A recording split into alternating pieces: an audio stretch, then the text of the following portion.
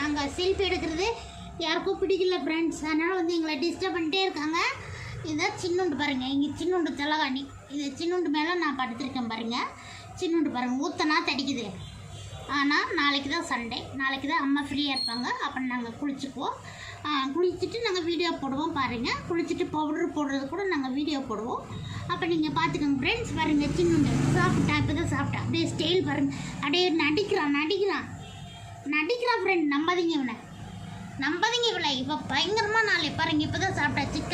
Chicken போல் சாப்பிட்டு அப்படியே பயங்கரமாக நடிச்சிட்டு இருக்கா ஃப்ரெண்ட். யாரும் நம்பாதீங்க ஃப்ரெண்டு, யாரும் நம்பாதீங்க இவளை. இப்போ பயங்கரமாக நடிக்கிறா பாருங்க.